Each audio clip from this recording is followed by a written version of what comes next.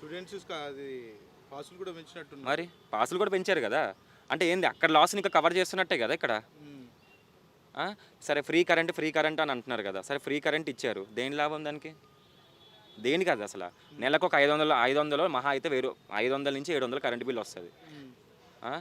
ఇప్పుడు నువ్వు ఇంట్లో కట్టుకున్న ఇంట్లో నుంచే నువ్వు బయటికి తోసేసి నువ్వు వేరే ఇంటికి నువ్వు వేరే ఇల్లు చూసుకోవాలి అంటే దాని అడ్వాన్స్లు, ప్యాకెట్స్ అండ్ మూవర్స్. హ్మ్.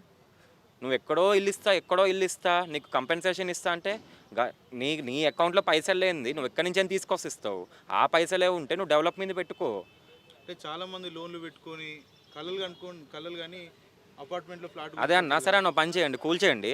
ఆ లోన్కి ఏదైతే ఉందో మాకొద్దు. హ్మ్. ఆ లోన్ ఏదైతే ఉందో ఆ లోన్కి రెట్టింపులాగా వాళ్ళకి ఇవ్వమని చెప్పండి. హ్మ్. ఏది ఇంటిది సపోజ్ లేదు, ల్యాండ్ ఉంది. ల్యాండ్ ఇప్పుడు మనకి ఇప్పుడు ఎంత, ఇప్పుడు సపోజ్ ఇప్పుడు మాకు కూడా ఇక్కడ ల్యాండ్ ఉంది. సో అది ఎంత నాది? 213 గజాలు నాది. దాని ఇప్పుడు ఈసీ వాల్యూ నాకు 44 45 వస్తుంది. ఒకప్పుడు వాల్యూ ఉంది. ఇప్పుడు దాన్ని ఎవరైనా అమ్ముదామని ఎవరు రారు నాకు. ఎందుకు? మూసి అంటారు. ఏదైనా అంటే ఒకటి మూసి అంటారు. హ్మ్. ఒకటే మూసి అని అంటున్నారు. ఇప్పుడు మాకు అమౌంట్ అవసరం ఉంది, బ్యాంక్ వెళ్ళి ఇస్తుందా? లేదు. మరి అలాంటప్పుడు రిజిస్ట్రేషన్ ఎందుకు చేయించారు? హ్మ్. అలాంటప్పుడు పట్టాలు ఎందుకు ఇచ్చారు?